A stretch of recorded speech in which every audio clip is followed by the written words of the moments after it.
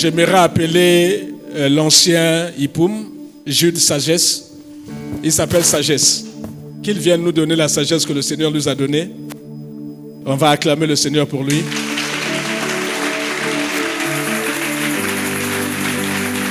J'appelle ça le baptême, c'est son baptême. Amen.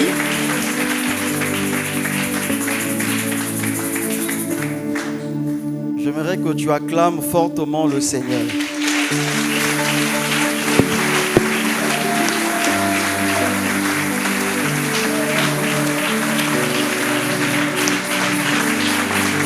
Acclame le Seigneur, acclame le Seigneur, acclame le Seigneur.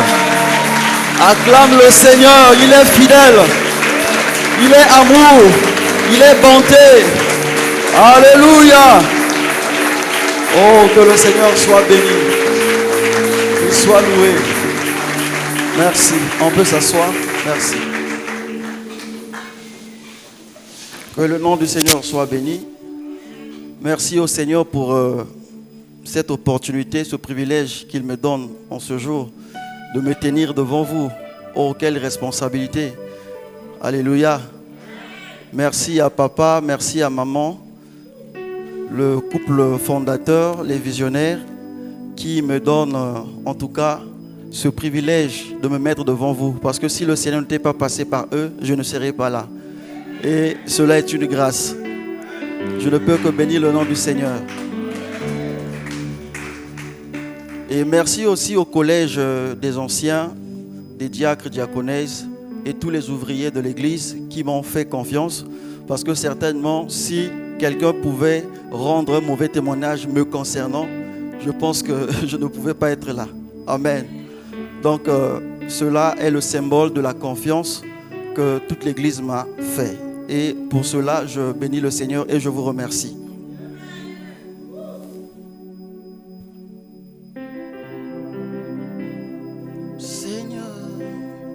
Tu as les paroles de la vie.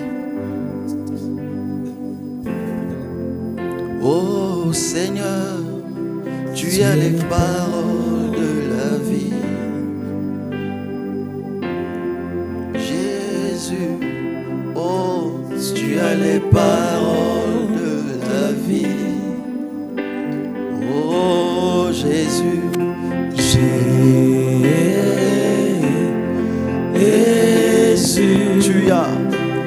tu as les paroles de la vie, à qui l'homme. Oh Seigneur, Jésus,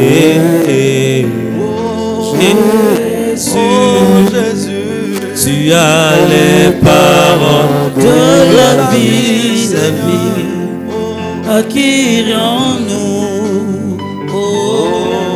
À qui irions-nous, Seigneur? À qui irions-nous, Seigneur? À qui irions-nous, Jésus? À qui irions-nous? Chantons Jésus.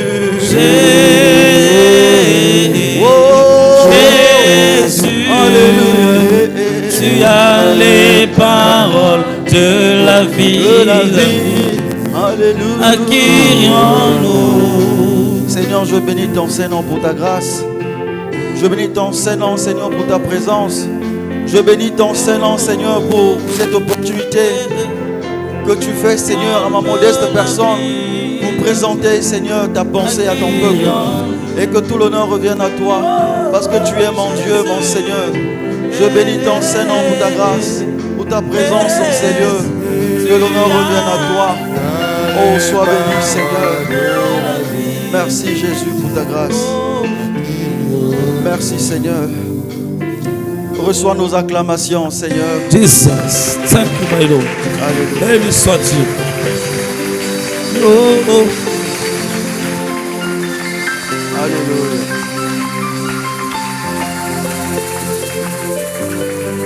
Alléluia. Alléluia. Que le Seigneur vous bénisse. Pour ceux qui étaient là hier, vous allez vous rendre compte que le Seigneur, et au travers du message qu'il va nous délivrer ce matin, qu'il nous attend à une relation vraie avec lui. Amen. Le Seigneur ne voudra plus que nous amenions une relation superficielle avec lui. Voilà pourquoi, pour ceux qui étaient là hier, avec papa et la jeunesse, et d'ailleurs avec le message qui nous sera donné ce matin, vous conviendrez avec nous que le Seigneur veut d'une relation sérieuse. Alléluia. Alléluia. Voilà pourquoi le thème de ce matin est « Sans la sanctification, personne ne verra le Seigneur. » Sans la sanctification, personne ne verra le Seigneur. Est-ce que tu peux m'aider à dire à ton voisin, sans la sanctification, personne ne verra le Seigneur? Dis-le encore sérieusement. Alléluia. Alors, ce message est tiré du livre des Hébreux, chapitre 12, verset 14. Nous allons nous lever pour honorer la parole de Dieu, s'il vous plaît. Hébreux chapitre 12, verset 14, la Bible dit « Recherchez la paix avec tous et la sanctification sans laquelle personne ne verra le Seigneur. » Merci. Veuillez vous asseoir. Je me suis posé beaucoup de questions concernant ce verset. En temps normal, on ne nous parle que de la sanctification ici. Mais le verset commence par « rechercher la paix ». Et pendant que je priais, le Seigneur dépose une pensée dans mon cœur en disant que la sanctification est aussi la clé de la paix. Alléluia. Que au moyen de la sanctification, la paix peut régner dans une église, la paix peut régner dans une famille, la paix peut régner dans un couple. Et sans la sanctification, c'est donc le contraire. Alléluia. La sanctification est donc la clé qui nous permet aussi d'ouvrir la porte de la présence de Dieu. Parce que sans la sanctification, la Bible dit que personne ne verra le Seigneur. Pour voir le Seigneur, il faudra donc passer par la sanctification. Et on comprend que la sanctification nous donne accès à la présence de Dieu. La sanctification nous donne l'opportunité d'accéder devant le trône de Dieu. Et si le Seigneur pouvait résider dans une maison, et pour accéder donc à cette maison, pour ouvrir cette porte, le Seigneur nous renvoie à la sanctification. Alléluia. Peut-être que quelqu'un voudra vivre la gloire de Dieu, vivre la main de Dieu dans sa vie. Eh bien, le Seigneur te demande de vivre dans la sanctification. Alléluia. Et nous allons nous rendre compte que la sanctification, qui est d'ailleurs une vie normale pour le chrétien, elle est beaucoup combattue par l'ennemi. Le diable combat beaucoup la sanctification. Parce qu'il sait que la sanctification étant une clé que nous accédons dans la présence de Dieu, il va faire de telle sorte que la sanctification soit combattue dans l'église, que la sanctification soit combattue dans les départements, que la sanctification soit combattue dans les familles, afin que lui, il puisse avoir accès à ces entités, dans la maison, dans le foyer, dans le couple et même dans l'église, afin de déstabiliser, de détruire la maison du Seigneur. Alléluia. Le diable combat la sanctification. Même dans la jeunesse, le diable combat la sanctification parce qu'il sait que Dieu a un projet avec ses enfants. Dieu a un projet avec cette jeunesse. Et dès le bas âge, le diable commence à combattre la sanctification pour que Dieu ou encore ce peuple ne vive pas la bénédiction que le Seigneur a réservée derrière la sanctification. Alléluia. La sanctification aujourd'hui devient une punition, en quelque sorte, pour nous qui sommes dans le Seigneur. La sanctification est une vie normale en temps réel pour le chrétien. Mais l'ennemi a transformé la connotation de la sanctification. Et quand on parle de la sanctification à l'église, on se dit que cette église est caduque, Quand le pasteur parle de la sanctification, on se dit que ce pasteur est démodé, que ça c'est les anciens messages, et que la sanctification c'est une ancienne prédication qui n'a plus la raison d'être prêchée. Et tout ça, c'est l'ennemi qui est derrière. Alléluia. La sanctification est une vie normale pour le chrétien. Mais l'ennemi a fait de telle sorte que la sanctification devienne en quelque sorte une punition pour le chrétien. Et quand on lui demande de marcher dans la sanctification, il se voit condamné. Il voit que le pasteur le condamne. Il voit que les frères qui le disent le condamnent. Et tout ça, c'est parce que l'ennemi est derrière. Il veut faire de toi sa proie. Il veut toujours t'utiliser dans tout ce que tu fais, même pour le Seigneur, que tu sois un canal ouvert, disposé pour sa présence. Alléluia. Et je pense que par la grâce de Dieu, au moyen du Saint-Esprit, par notre discipline dans la prière, dans la méditation et la mise en pratique de la parole de Dieu, nous y arriverons. Et nous vaincrons l'ennemi. Alléluia. Est-ce que tu peux acclamer le Seigneur?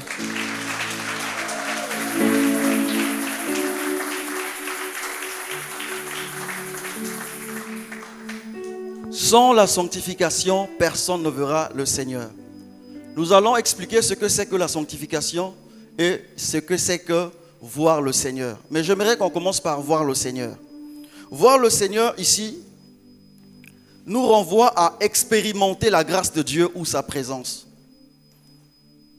Quand on nous dit voir le Seigneur, sans la sanctification, personne ne verra le Seigneur. Voir le Seigneur ici nous renvoie donc à expérimenter la grâce de Dieu ou sa présence dans notre vie.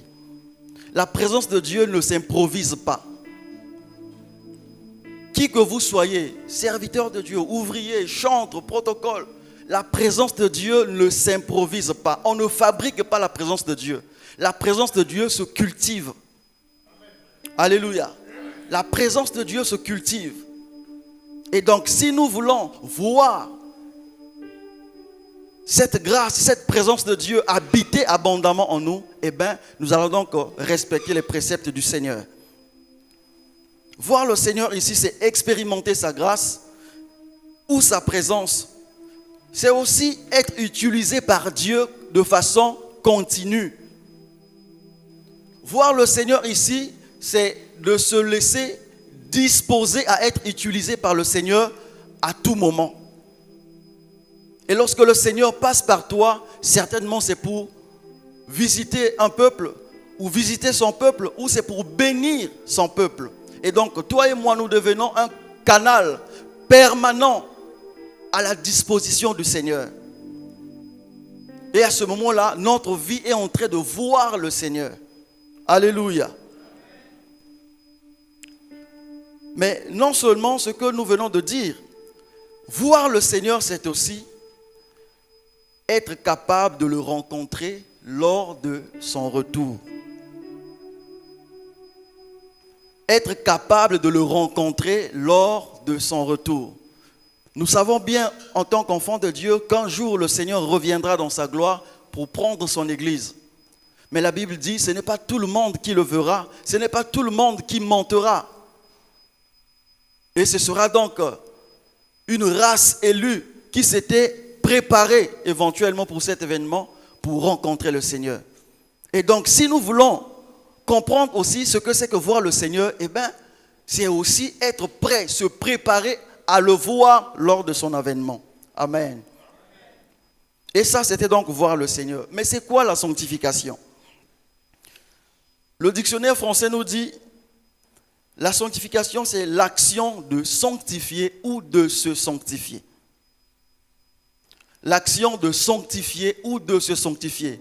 Mais lorsque nous disons ça, en quelque sorte, nous ne comprenons pas du tout quel est le fond de la pensée parce que ça devient comme une répétition de la même chose.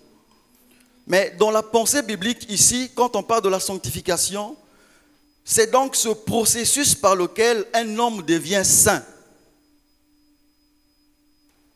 Quand la Bible nous parle de la sanctification, c'est ce processus par lequel l'homme devient saint. Et quand on parle de processus, c'est un travail que l'homme est appelé à faire. Alléluia.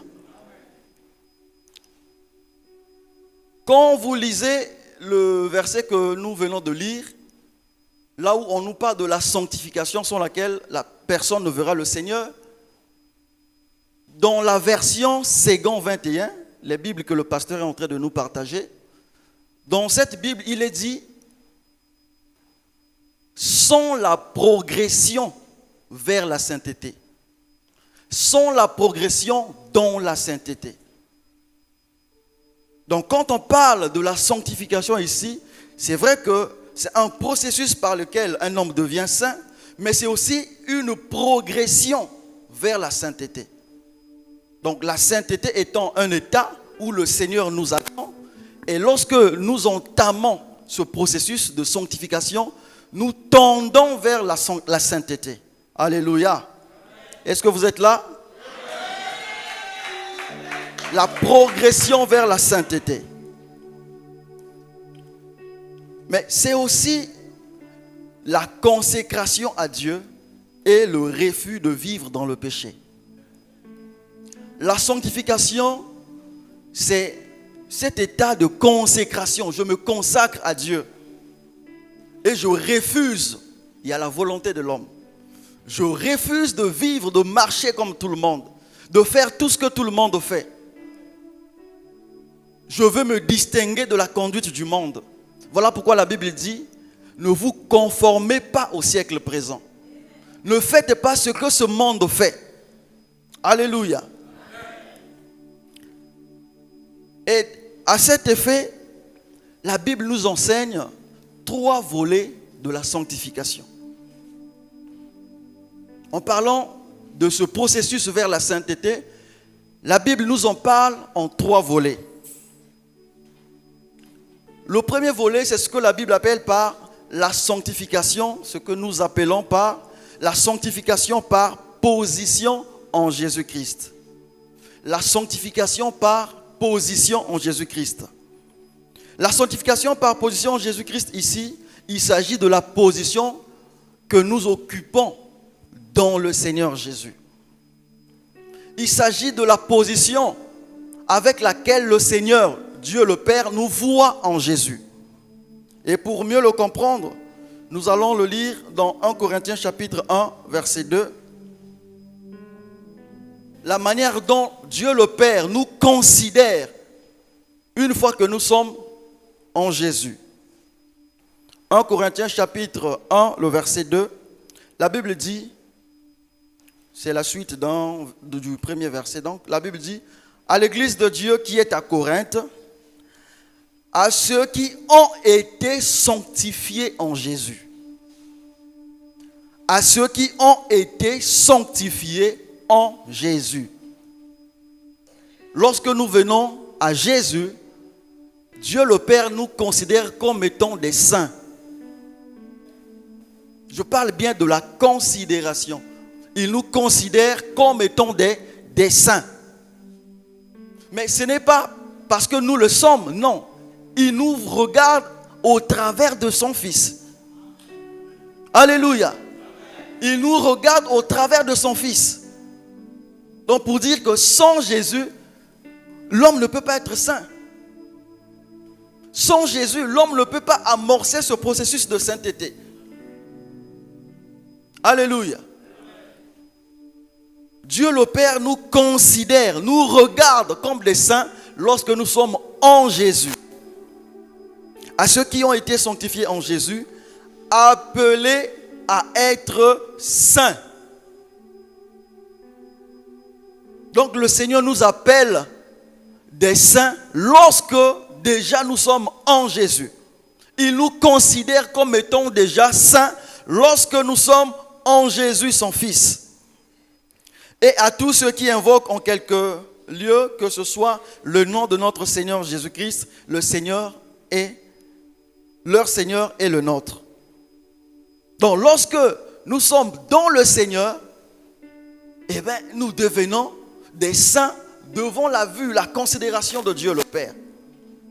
Et en remarque, nous pouvons comprendre que celui qui n'a pas encore reçu Jésus comme étant Seigneur et Sauveur n'a pas encore amorcé ce processus de sainteté. En dehors de Jésus, il n'y a pas de sanctification. En dehors de Jésus, il n'y a pas de sainteté. La vraie sainteté dont parle la Bible commence par la vie en Jésus. Alléluia. Celui qui n'a pas encore reçu Jésus dans sa vie, comme son Seigneur, comme son Sauveur, ne peut pas être considéré ni vu devant Dieu le Père comme étant saint. Et pour ce fait, tu ne peux pas expérimenter la grâce de Dieu. Tu ne peux pas expérimenter la présence de Dieu. Voilà pourquoi nous avons dit en amont ici que la présence de Dieu ne s'improvise pas. On ne fabrique pas la présence de Dieu. On ne peut pas tromper la présence de Dieu. On ne peut pas forcer la présence de Dieu. La présence de Dieu se vit. C'est une culture. Alléluia. On ne peut pas forcer. La présence de Dieu ne se force pas. Parce que Dieu sait qui est vrai, qui ne l'est pas. Alléluia. Et le deuxième volet de la sanctification, c'est ce qu'on appelle par la sanctification par processus. La sanctification par processus. Comme nous l'avons dit ici, que le processus, c'est donc cette progression vers la sainteté. Ici, bien-aimé, vous savez, quand je parle de bien-aimé, je me souviens bien de ce que ma grand-mère, de son vivant, disait. Pendant que j'étais en train de conduire la prière, quand j'étais avec les parents et la mémé, souvent avant de commencer, on donnait une petite exhortation. Et je disais, frères et sœurs, ou bien-aimés, nous allons prier pour que le Seigneur puisse nous exaucer, nous devons nous préparer. Alors la mémé, de son côté, à la fin me disait, moi je suis ton frère et ta sœur, moi je suis ton bien-aimé. Et à la fin, je me mettais à rire. Donc, une façon de dire que moi, à mon âge, là, toi, tu peux m'appeler par sœur. Moi, à mon âge, là, toi, tu peux m'appeler par bien-aimé. Alors, je pense que ce ne sera pas le cas pour ce matin. J'aurais dû commencer par...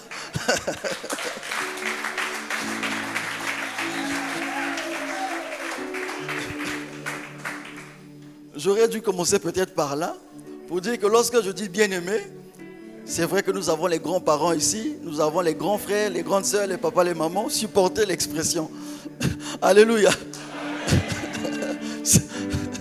Ce n'est pas une façon de vous manquer du respect, mais c'est le terme générique pour tout le monde. Parce que si je me mets à dire grand frère, grande sœur, papa et maman, grand-père, en tout cas, nous allons perdre tout ce temps. Acclamons le Seigneur.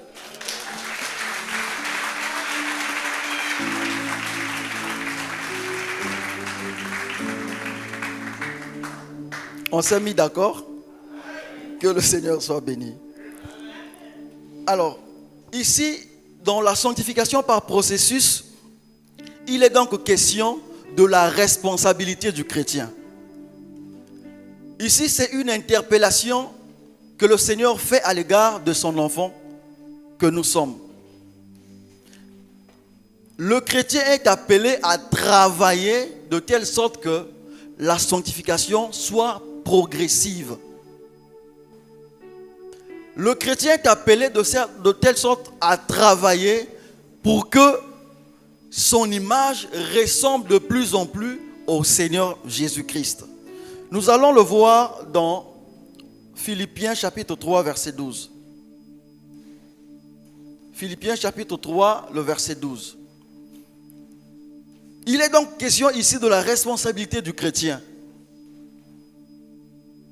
Dans le premier volet, nous avons dit que le Seigneur, Dieu le Père, nous regarde comme étant des saints dans le Seigneur Jésus. Mais dans ce deuxième volet de la sanctification, le Seigneur te demande de travailler pour ressembler à son Fils. Alléluia. Philippiens chapitre 3, verset 12 nous dit, « Ce n'est pas que j'ai déjà remporté le prix. Ce n'est pas parce que j'ai accepté le Seigneur que je dois m'arrêter là, que non, Dieu le Père me considère déjà comme étant saint. Non. Il y a un processus, il y a un travail à fournir. Ce n'est pas que j'ai déjà remporté le prix ou que j'ai déjà atteint la perfection. Ça, c'est l'apôtre Paul qui le dit.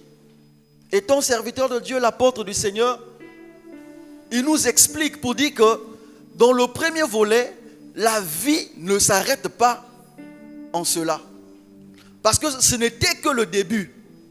C'était une porte d'entrée pour te faire accéder dans ce processus. Ce n'est pas que j'ai déjà remporté le prix ou que j'ai déjà atteint la perfection, mais je cours. Je travaille. Je suis en train de me perfectionner. Je suis en train de lutter pour tâcher de le saisir. Je m'efforce, je me bats par la grâce de Dieu afin de devenir ce que le Seigneur attend de moi. Puisque moi aussi, j'ai été saisi par le Seigneur Jésus-Christ. Et si réellement tu es saisi par le Seigneur Jésus-Christ, le Seigneur t'appelle à lui ressembler. Le Seigneur t'appelle à lui ressembler, à être maintenant comme lui. Maintenant que tu as connu le Seigneur, maintenant que tu as déjà amorcé ce processus, le Seigneur ne voudra plus que tu demeures dans le premier volet, que tu demeures dans la première position de considération de sainteté, que Dieu le Père te considère. Cette fois-ci, il va au-delà d'une simple considération, il voudra te voir transformé. Il voudra te voir changer en l'image de Christ. Alléluia. Et lorsque Dieu le Père regardera à son Fils, il te regarde, il vous voit comme un, bien que vous soyez deux. Pourquoi? Parce que étant en Jésus, tu as travaillé pour ressembler à Jésus. Tu as travaillé pour devenir comme Jésus. Et lorsque Jésus disait aux apôtres que vous feriez des choses plus extraordinaires que moi, je n'ai pas faites. C'est vrai que dans la première pensée, c'est dans les prodiges, c'est dans les miracles. Mais dans l'autre sens, on parle aussi de la manière de vivre plus que ce que Jésus a vécu sur terre. Marcher comme Jésus et même plus que Jésus sur cette terre. Alléluia. 1 Corinthiens chapitre 6, le verset 11. Le verset 10 et le verset 11. 1 Corinthiens chapitre 6, le verset 10 à 11. Nous commençons à partir du verset 9. La Bible dit: ne savez-vous pas que les injustes n'hériteront point le royaume de Dieu? Ne vous y trompez pas, ni les impudiques, ni les idolâtres, ni les adultères, ni les efféminés, ni les infâmes, ni les voleurs, ni les cupides, ni les ivrognes, ni les outrageux, ni les ravisseurs n'hériteront le royaume de Dieu. Et le verset 11 dit: et c'est là ce que vous étiez. Quelques-uns de vous. Mais vous avez été lavés, mais vous avez été sanctifiés, mais vous avez été justifiés au nom du Seigneur Jésus-Christ et par l'Esprit de notre Dieu. Au départ, il y avait un état dans lequel nous étions. Nous avons accepté le Seigneur, nous avons cru au Seigneur, et le Seigneur, par sa bonté, par sa grâce, nous considère comme des saints étant déjà en Jésus.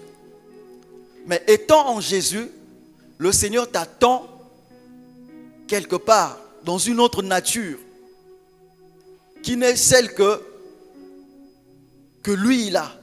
La nature de Dieu, la nature du Seigneur Jésus. Tu étais voleur, et quand la Bible parle ici, que la finalité de tout ce monde-là, fera que qui n'est pas part au royaume de Dieu. Ni les impudiques. Nous étions ici hier, pour ceux qui étaient là bien sûr. Nous avons vu en long et en large ce que c'est que l'impudicité. Ni les impudiques. Ceux qui utilisent leur sexualité sans pudeur, en dehors de la pudeur. C'est ce que c'est que l'impudicité. On utilise sa sexualité hors norme. Ni les impudiques, ni les idolâtres, ceux qui ont d'autres dieux en dehors de Jésus sont considérés comme des idolâtres. Ni les adultères. Étant mariés dans le foyer, vous trichez. Vous allez avec d'autres personnes, d'autres partenaires. Vous êtes considérés, selon la Bible, comme étant adultères. Ni les efféminés. Les efféminés ici, ce sont des gens qui changent de nature. Dieu t'a créé homme. Toi, tu veux marcher ou vivre comme une femme. La personne a été dénaturée, volontairement. Dieu t'a créé femme. Toi, tu dis non, moi je dois devenir homme.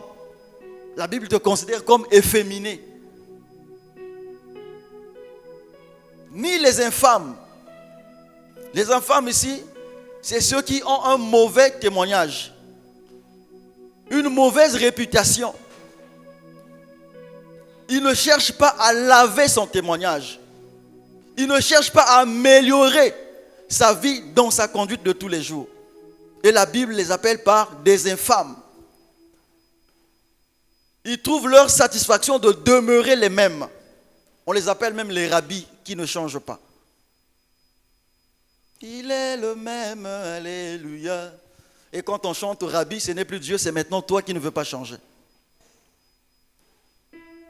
Ni les voleurs, ni les cupides, ni les ivrognes, ni les outrageux. Les outrageux, c'est ceux qui créent des scandales, des dommages par leur conduite, par leurs paroles. Tu dis quelque chose ici, tu vas le raconter autrement là-bas pour s'aimer la zizanie, pour s'aimer la contradiction. Le Seigneur te dit que tu n'auras pas part au royaume de Dieu. Parce que tu le fais consciemment. Ni les ravisseurs. Les ravisseurs ici, c'est bien ceux qui ravissent comme on le constate. Quelque chose qui ne t'appartient pas, tu ravis. Le monsieur d'autrui qui est marié, tu travailles pour ravir ce monsieur de la main de sa femme, des mains de sa femme. La femme d'autrui qui est déjà dans son foyer. Le Seigneur t'a béni, il n'a pas mal fait. Mais tu utilises ta position sociale pour casser le foyer des autres. Le Seigneur te dit ce matin que tu n'auras pas part au royaume de Dieu. Ce n'est pas pour rien que le Seigneur t'a donné ce travail. Ce n'est pas pour rien que le Seigneur t'a donné ses moyens. Mais ce n'est pas pour aller faire le désordre. On dit souvent que l'argent, sinon les biens, la richesse, l'argent en un mot, est un bon serviteur, mais mauvais maître. Lorsque il s'agit de vous, de gérer l'argent, vous avez le dessus sur l'argent. Mais quand il s'agit de ce que l'argent vous conduise, à ce moment-là, vous êtes manipulé. Vous n'êtes pas prêt à cette élévation. Voilà pourquoi il y a d'autres personnes dont les prières traînent. Parce que le Seigneur voit l'intuition de leur cœur. Il sait que ce monsieur, cette dame, si je lui donne déjà ses moyens, je vais le perdre. Le Seigneur veut que tu travailles pour te perfectionner, pour avoir un cœur avec des bonnes motivations. Alléluia. Et tous ceux-là n'hériteront pas le royaume de Dieu. Pourquoi? Eh bien, c'est parce qu'ils n'honorent pas le Seigneur. Et c'est là ce que nous étions. dans la première nature quand nous sommes venus en Jésus. Mais le Seigneur dit, vous avez été lavés. Jésus a accepté la honte à la croix. Il a accepté de verser de son sang. C'était pour que toi et moi nous soyons lavés. Et ce sang-là nous a sanctifiés. Ce sang-là nous a justifiés. Et lorsque nous voyons tout ça au-devant de nous, nous comprenons qu'il y a eu un travail qui a été fait en amont pour que nous soyons ce que nous sommes en train de devenir aujourd'hui. Ce n'est pas le fruit du hasard. Le Seigneur a payé du prix de son sang pour que toi et moi nous soyons ce que nous sommes en train de devenir en Jésus.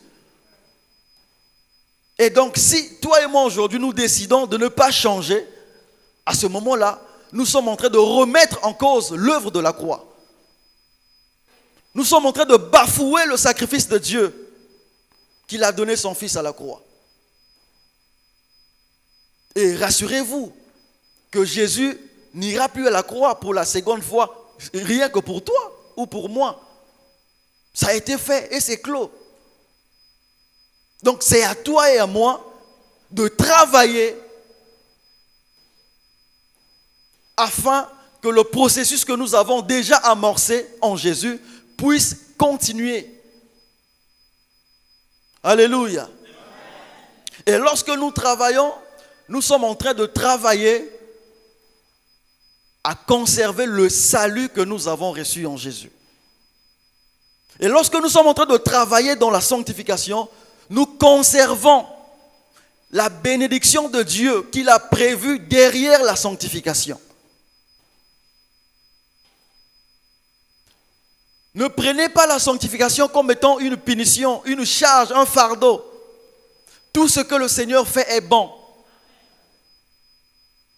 Tout ce que le Seigneur fait a un projet derrière. Alléluia. Le Seigneur ne peut pas te demander quelque chose qui te dépasse en force. Lorsque le Seigneur te demande quelque chose, il sait que tu en as les capacités. Il y a un problème de volonté. Est-ce que tu veux vraiment marcher dans la sanctification?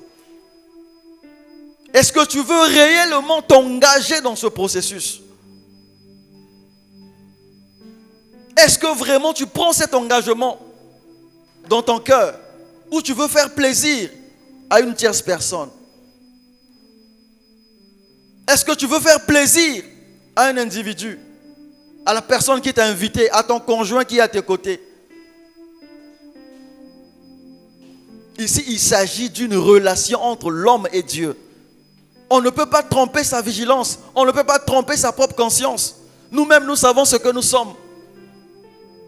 Lorsque nous donnons une autre apparence à l'église, devant les gens, devant les serviteurs de Dieu, notre cœur témoigne réellement ce que nous sommes au fond de nous. Et personne ne peut tromper Dieu. Personne ne peut tromper Dieu.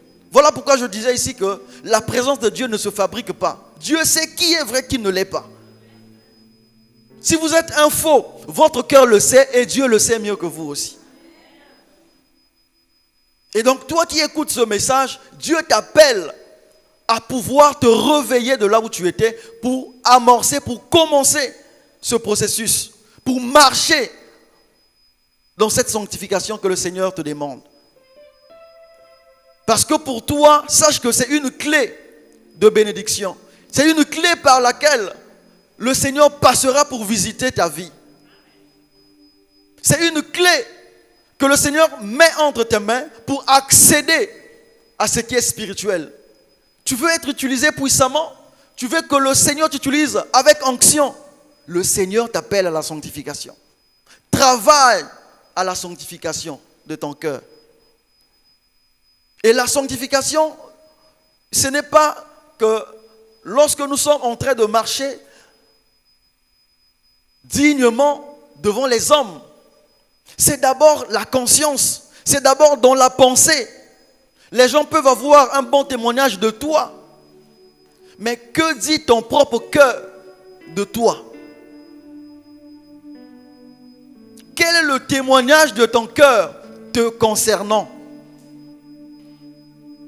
La sanctification commence d'abord par ta pensée. Quels sont les genres de pensées que toi tu cultives au quotidien? Quels sont les genres de pensées que toi tu as, des projets que toi tu as dans le cœur? Et ça commence là. Et sache que lorsque ça commence dans la pensée, elle finira par se réaliser. Voilà pourquoi on nous dit ici, là, tromper sa femme, ce n'est pas quelque chose qu'on a improvisé aussitôt. Non, ça a commencé là. Ça se cultivait, ça se travaillait au fond de nous. Il dit, bon, trop c'est trop aussi. Ces jours-ci aussi, comme elle me manque du respect, bon, moi aussi je vais vivre ma vie. Ça commence dans la tête. Et le Seigneur nous interpelle pour dire que nous devons travailler à la sanctification. Nous ne devons pas nous fatiguer à marcher dans la sanctification. Nous devons continuer à persévérer dans la sanctification. 1 Thessaloniciens chapitre 4, le verset 7. 1 Thessaloniciens chapitre 4, verset 7. La Bible dit: car Dieu ne nous a pas appelés à l'impureté, mais à la sanctification. Car Dieu ne nous a pas appelés à l'impureté, mais à la sanctification. Le Seigneur nous a appelés, certes c'est bien, mais il t'appelle pour que tu puisses te sanctifier tous les jours. Dans tes pensées, dans ton langage. Souvent quand tu parles, tu sens qu'il y a toujours des impuretés qui sortent de ta bouche. Quand il s'agit de pensées, des projets, c'est toujours des pensées impures. Quand il s'agit de faire des projets, toujours dans le sens négatif. Le Seigneur nous appelle à la sanctification. Nous devons rentrer dans ce processus pour nous sanctifier tous les jours, sans se relâcher. Alléluia. Et le troisième volet de sanctification, c'est la sanctification dans le corps glorieux. Nous avons dit le premier volet, c'est la sanctification par processus en Jésus. Par position en Jésus. La sanctification par position en Jésus. La manière dont Dieu le Père nous voit en Jésus. Lorsque nous acceptons le Seigneur dans notre vie. La manière dont Dieu nous considère en Jésus. Et le deuxième volet, nous avons dit, c'est la sanctification par processus. Et le troisième volet, nous parlerons donc de sanctification dans le corps glorieux. Sanctification dans le corps glorieux. Le corps glorieux ici, c'est un corps sans péché. Ce corps glorieux ici, c'est un corps sans tache qui nous permettra, bien évidemment, de rencontrer le Seigneur lors de son avènement. Nous n'allons pas monter pour le rencontrer dans les airs avec ce corps. Je vais vous expliquer à travers la Bible. 1 Corinthiens chapitre 15, versets 51 à 53. 1 Corinthiens chapitre 15, versets 51 à 53. La Bible dit: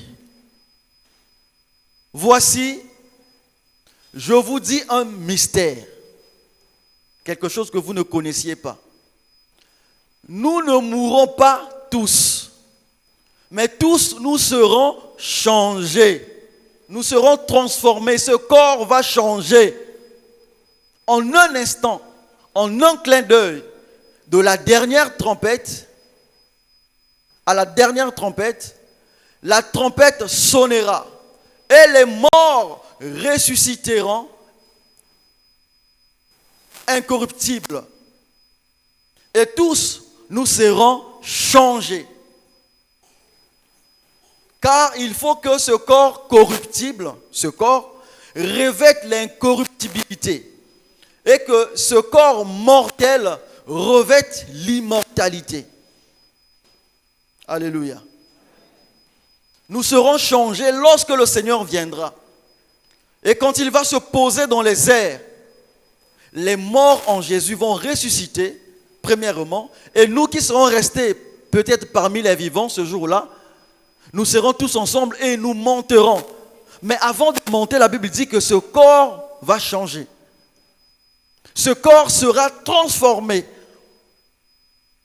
Et ce changement de nature, c'est dans le but de nous permettre d'être éligibles à cette montée.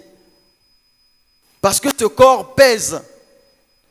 Ce corps est rempli d'iniquité, rempli de péché. Comme disait le psalmiste David, ma mère m'a conçu dans l'iniquité. Je suis né tout entier dans le péché.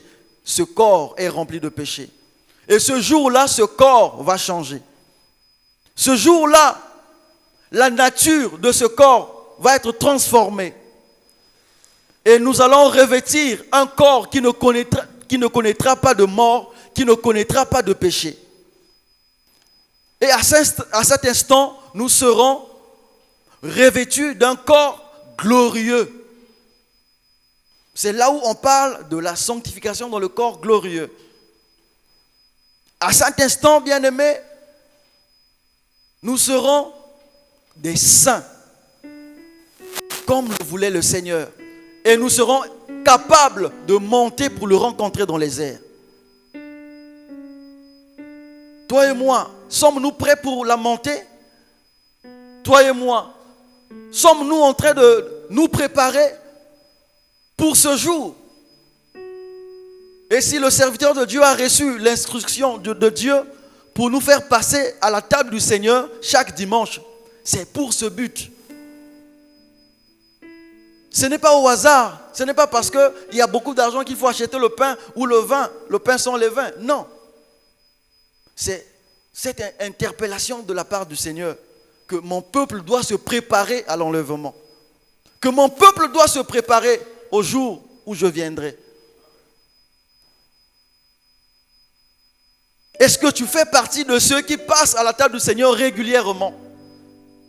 Ou bien aujourd'hui, dimanche, tu passes, le dimanche prochain, tu reviens sur ton ancienne nature, tu fais ce que tu veux, et 2 mois plus tard, tu reviens pour passer à la table du Seigneur. Le jour du Seigneur n'est pas connu. Le jour de l'enlèvement n'est pas connu. Et ce jour-là sera comme le jour du voleur qui vient sans avertir. Mais le Seigneur nous appelle à nous préparer tous les jours. Parce qu'un jour, tu seras surpris et tu ne connais pas ce jour. Prépare-toi à monter. Prépare-toi à rencontrer le Seigneur. La sanctification ne doit pas être une peine, une condamnation pour toi. La sanctification doit être une vie normale. La sanctification doit être un appel du Seigneur pour ton cœur. Elle ne doit pas te punir. Elle ne doit pas devenir un fardeau pour ton cœur. Mais elle doit être un travail que le Seigneur te donne de faire. Afin d'être comme lui, Jésus. Afin de lui ressembler. Alléluia. La sanctification de le corps glorieux. Le Seigneur reviendra. Mais dans quel état te trouvera-t-il? Peut-être que tu vas te poser la question, mais pourquoi se sanctifier? Pourquoi se sanctifier? Pourquoi on me demande de me sanctifier? Pourquoi on me demande d'être saint? C'est parce que, premièrement, c'est une recommandation du Seigneur. C'est parce que c'est une recommandation du Seigneur. Quand vous lisez Apocalypse, chapitre 22, le verset 11. Apocalypse 22, verset 11. La Bible dit que celui qui est injuste soit encore injuste. Que celui qui est souillé se souille encore. Et que le juste pratique encore la justice. Et que celui qui est saint se sanctifie encore. Si tu es saint, Dieu te dit, ne t'arrête pas au premier volet. Sanctifie-toi davantage. Travaille. Perfectionne ta sainteté. C'est une recommandation de Dieu. Ça, c'est au 1 que c'est une recommandation du Seigneur. Au 2, pourquoi se sanctifier? Mais c'est dans le but de garder le Saint-Esprit en nous. C'est dans le but de garder le Saint-Esprit en nous, les dons du Saint-Esprit, les armes que le Seigneur nous donne par le Saint-Esprit, et même le fruit que nous avons cultivé par le Saint-Esprit en nous de façon efficace. C'est pour garder le Saint-Esprit en nous. Lorsque nous marchons dans la sanctification, nous gardons le Saint-Esprit efficace, actif en nous. Voilà pourquoi la Bible dira dans Éphésiens chapitre 4, verset 30. Éphésiens 4, verset 30, la Bible dit « N'attristez pas le Saint-Esprit de Dieu par lequel vous avez été scellés pour le jour de la rédemption. » L'homme peut être amené à attrister le Saint-Esprit de Dieu. C'est étrange. Dieu créateur, le grand Dieu du ciel et de la terre, il devient triste. Ce n'est pas parce que lui, il veut l'être. C'est parce que toi et moi, qui sommes des hommes, qui portons son esprit, nous marchons mal. Et nous attristons le Saint-Esprit. Et donc, si nous voulons nous sanctifier, si nous voulons que ce processus soit continu en nous, et nous devons donc nous sanctifier au quotidien. Mais dans quel but? C'est aussi pour garder le Saint-Esprit en nous. C'est pour garder les dons du Saint-Esprit en nous. Tu as certainement reçu un don de Dieu, mais tu sais depuis un certain moment, ce don-là n'est plus actif. Le talent que le Seigneur avait mis en toi, tu sens que ce don ne fonctionne plus. Et toi-même, tu sais où ça a commencé. Tu sais que depuis ce jour-là que toi tu connais, les dons ne fonctionnent plus. La grâce de Dieu qui était sur toi, tu sens que vraiment, ce n'est plus opérationnel comme avant. Et toi, tu le sais pourquoi. N'attristons pas le Saint-Esprit de Dieu. Et au 3, pourquoi nous devons nous sanctifier? C'est pour être éligible à l'enlèvement de l'Église du Seigneur. C'est pour être éligible à l'enlèvement de l'Église du Seigneur. Lorsque nous parlons de l'Église ici, l'Église du Seigneur, ce n'est pas forcément le bâtiment. Parce que le concept Église ici a 3 sens. Le premier sens, c'est ce qu'on appelle par l'Église locale, le bâtiment, ainsi de suite. Le deuxième sens, c'est ce qu'on appelle par l'homme, le croyant, le chrétien. Donc toi et moi, nous sommes le temple de Dieu, comme le dit la Bible. Ne savez-vous pas que votre corps est le temple du Saint-Esprit? Donc nous sommes l'Église en mouvement. Et le troisième sens de l'Église ici, c'est l'Église corps du Christ. Et quand on parle de l'Église ici, quand le Seigneur viendra prendre son Église, on ne fait pas allusion au bâtiment, on ne fait pas allusion à seulement un individu, mais on fait plus allusion à l'Église corps du Christ. Le corps du Christ est composé des gens qui se sont préparés pour l'enlèvement. Les gens qui travaillent à la perfection de leur sanctification.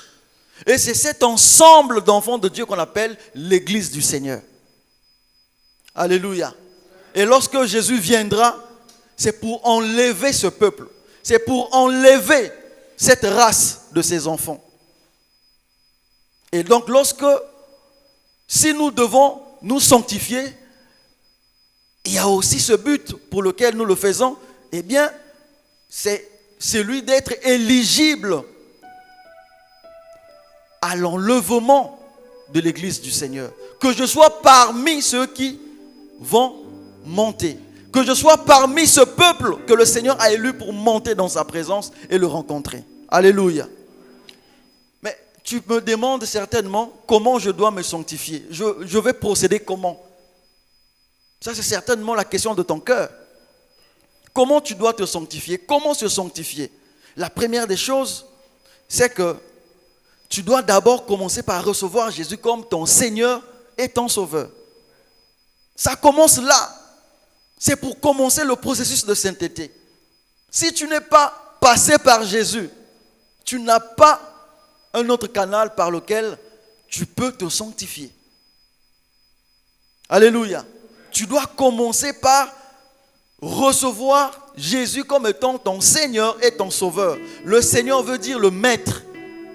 Jésus doit devenir le maître de ta vie. Jésus doit devenir le conducteur de ta vie. Tu n'as pas des impositions à lui faire. Tu n'as pas le droit de lui demander de se conformer à ta volonté. Mais c'est à toi et à moi de nous soumettre à ses orientations. Il devient notre Seigneur et notre Sauveur. Comment se sanctifier? C'est d'abord recevoir Jésus comme Seigneur et Sauveur pour commencer le processus de la sainteté. Mais aussi, une fois qu'on a reçu le Seigneur nous demande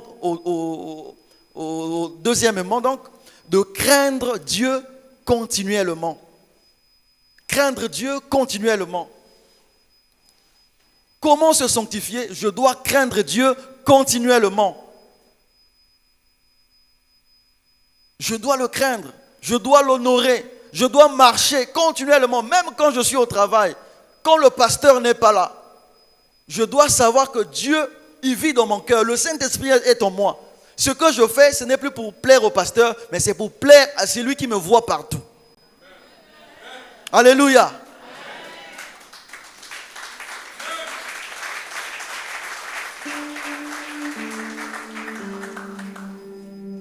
Et dernièrement, pour comment se sanctifier, mais on doit se soumettre à la parole de Dieu et obéir à la voix de l'Esprit.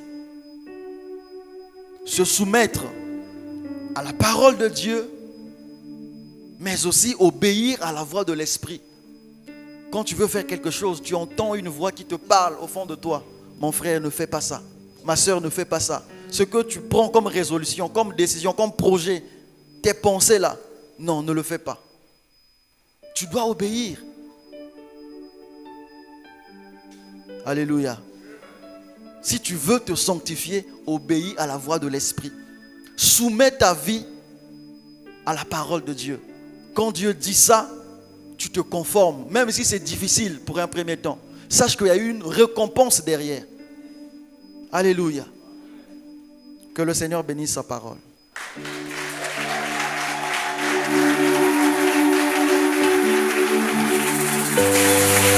On acclame le Seigneur. Merci.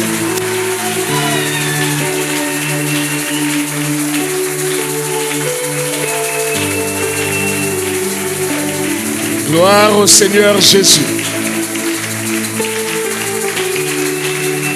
Puissance et louange au Seigneur Jésus.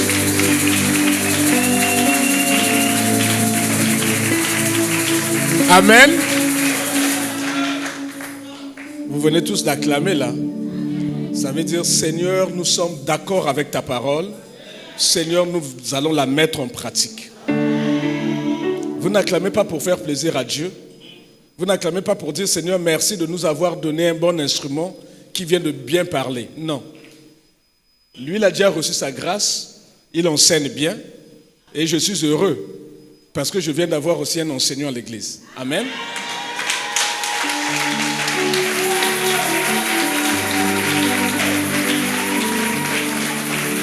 Mais le vrai challenge n'est pas d'avoir un enseignant. Le vrai challenge, est-ce que ce que l'enseignant dit, moi je peux le mettre en pratique? Ne vous bornez pas à écouter seulement. Il faut mettre en pratique cette parole. Amen. Le Seigneur a dit, sans la sanctification, personne ne verra Dieu. Frère, on ne vient pas prier pour chercher le travail. On ne vient pas prier pour chercher l'argent. On ne vient pas prier pour chercher le mariage. Ceux qui ne connaissent pas Jésus se marient tous les jours. Les Pygmées se marient. Les Chinois se marient. Les Américains ont l'argent. Les Indiens ont l'argent.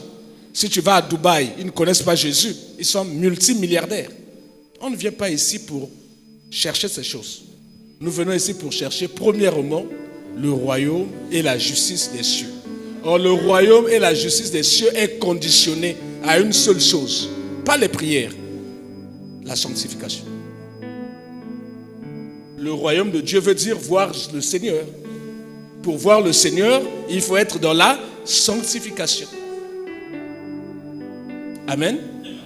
La sanctification par position, et je viens d'apprendre, selon le regard du Seigneur. La sanctification parce que toi, tu as décidé, donc ça devient un processus que toi tu décides. La sanctification dans le corps glorieux, parce que ce corps de péché ne pourra jamais rencontrer le Seigneur, ce n'est pas possible. Il faudra qu'il tombe, qu'il laisse la place à un corps glorieux que toi tu auras préparé au travers de ta sanctification. Ce corps ne viendra pas se poser dans un corps de péché. Il faudra que ce soit un corps déjà sanctifié pour qu'il vienne se poser. Amen. Donc nous bénissons le Seigneur, nous disons grand merci et que Dieu te bénisse encore, te parle davantage pour le bien de son Église. Amen.